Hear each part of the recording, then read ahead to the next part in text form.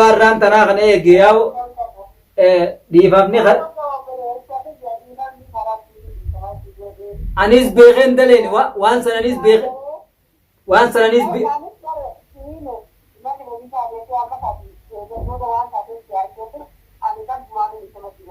eegaan waan hunda viidiyoo sana hunda agarsiiftee mulukaan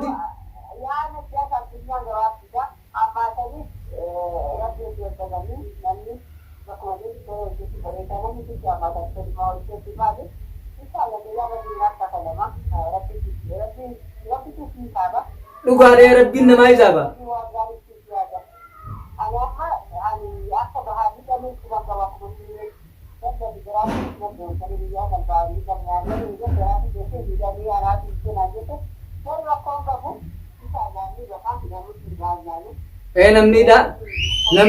namniidha dhaqee gartee dhiiraa dhiirtii hidhamtee tuma baatii rakkoon.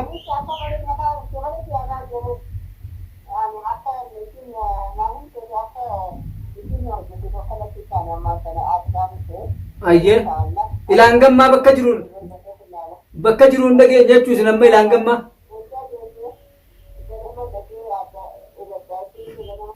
Assalaamu alaikum warahmatullahi wabarakatuh. Daawwattootaa fi hordoftoota keenya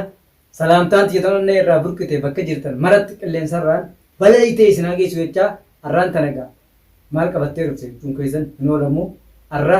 wanni niin qabadhee dhufe waa lama. Wanni lamaan sanis maal jechuun keessan hin oolamu. Wanni lamaan asumaan wanni lamaan niin qabadhee dhufe Fatiyaa dhiifama gaafachuufi.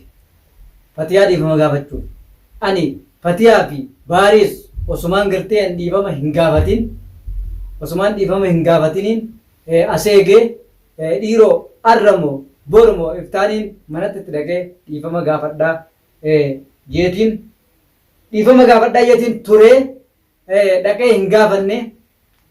gaafanne manatti ani Fatiyaa ittiin balleessee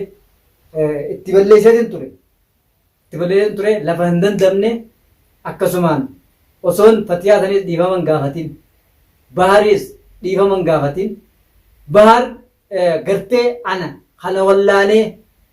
wallaanee na fayyisee ilmaan kiyya keessatti manatti na deebisee alhamdulillahi rabbiifis galanni haa ga'u. Ani isaas gartee niin galatoonfadha.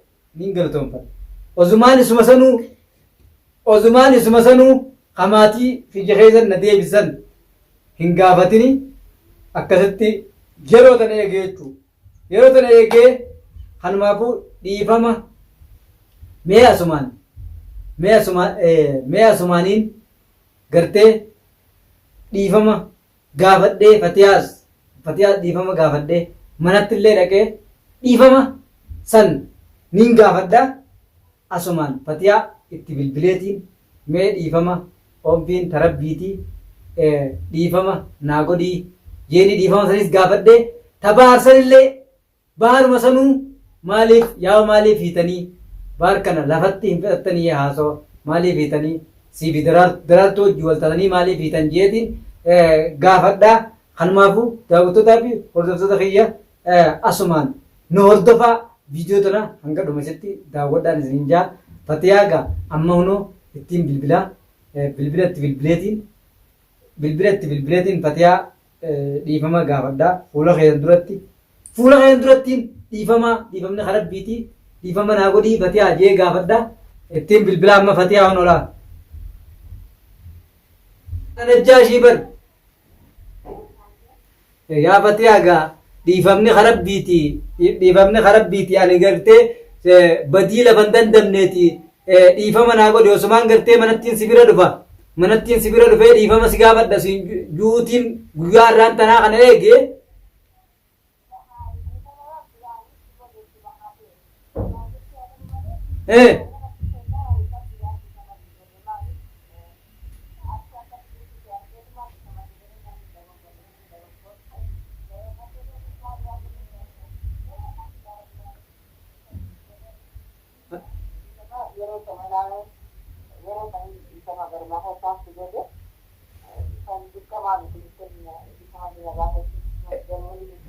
baran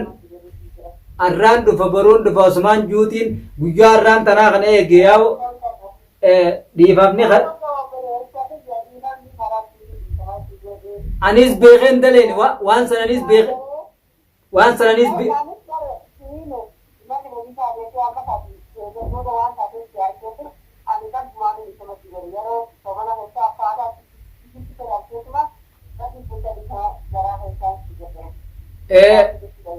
bara Usmaan si'uu dhufee dhiifaman gaafatin baarii akkasitti ilmaan kiyya keessa na deebisee anaa ilmaan kiyya sanuu wallaale ilmaan kiyya kanaa huniin ajjeesaniin qala jee ilmaaniif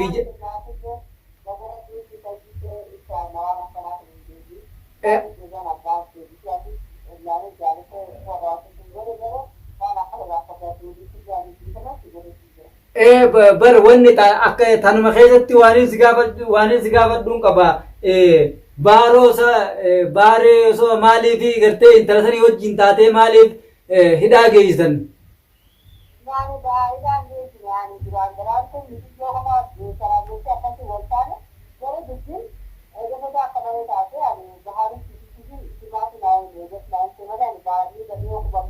anniin rifadhee bar wayi fuutee dhiiroo namticha san bira geessite wayi fuutee namticha san bira geessite namtichi ka duraanuu barbaadu jiru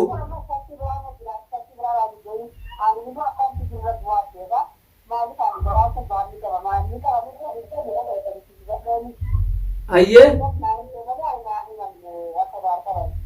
akka baar qabame siin himne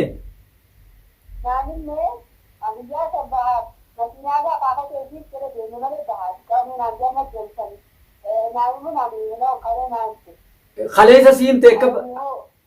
akka hay badhiiroo akkamiin fatiyaa waliin ta'aniiti akkamiin fatiyaa waliin innillee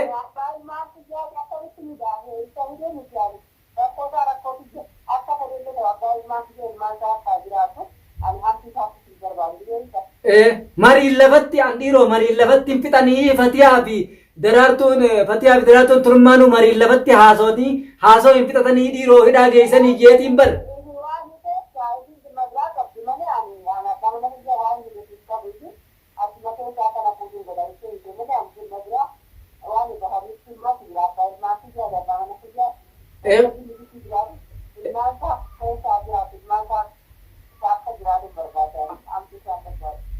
خبر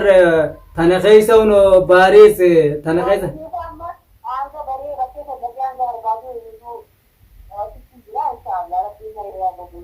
إن شاء الله ربي سبرا أجرا وات درانو أبصق أبدايا وات درانو نما نجاتي أنا نمكنا على سيرين أن نمكنا على سيرين والله إيجان وان ده فيديو ده نده نقدر سيفتة ملوك أنت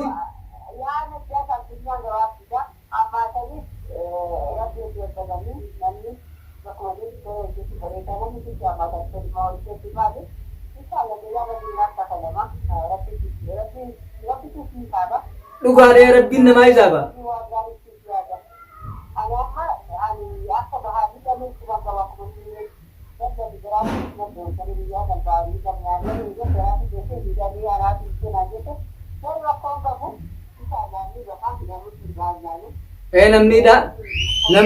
namni dha lafee gartee dhiiraa dhiirti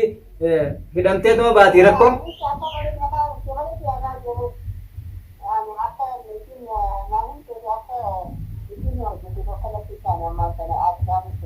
Ayyee ilaan gammaa bakka jiruun dhageenye jechuus namma ilaan gammaa.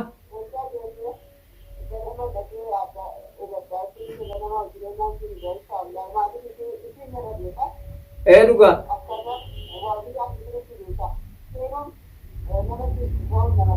Aboo yaa waati laal rabbi si haa gargaaru yaa waati duraanuu rabbitti hirkatta nama rabbitti hirkate nama obsa qabu tokko rabbiin gartee si haa furu yaa boo rabbiin si haa furu dhiifama naa godhuu keetiif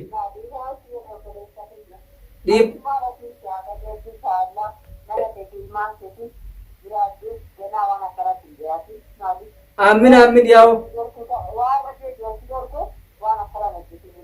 ani wama kanaa hindalaguu jeet ani hindalaguu jeeti wama kanaatu irraa kakadheeti jira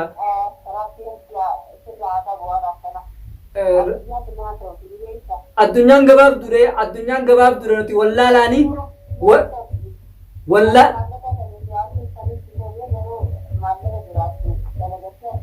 bar maallaqa ijumaan nu garsiisee dhage ijumaan nu garsiisee jennu qaree akka nu hanarraaf wallahi dhuga baanta yaa rabbiin gaabbaa mana keetii rabbiin bakka jiru rabbi si haa dhageessisu rabbi si haa dhageessisu cuqeetiin baatee mi balaa hunda jira tana jalaayis rabbi si haa baasu yaa an du'aayin si godha tana jalaayis manatti illee dhufeetiin dhiifama si gaafadha daawwattootaa fi hordoftoota keenya hunooga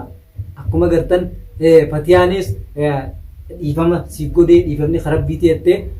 gartee anilleen waan akkanatti ganaa hin deebi'an muraa mataa kiyyaa jeetiin kakadhee taa'u jira kanuma keessa hunooga baaris niin fuudha jeekeeti akkasatti hunoo qabamee hidhamee jechuu takkaan dhagee osoon anilleen manatti isa dhaqee isa akkasin na bira dhaabbate baarka akkasin na bira dhaabbate gartee anaa fayyaan qabne akkas teessan ilmaan kiyya keessan na deebisee ilmaanii fi jaartii tiyyaa wajjin wal dhabee mana keessatti isaan kanaa wajjeesuuf deemu san mana kiyya keessan na deebisee dhiifama osoon gaafatiin nun ooliin fudhee deemee qabamee hidhamee jechuu takkaas numaan dhagaa hunoo rabbiin isaas haa baasu yaati du'aayi asumaan godhaaf isinis du'aayi godhaaf anilleen biraan dhaabbadha hunoo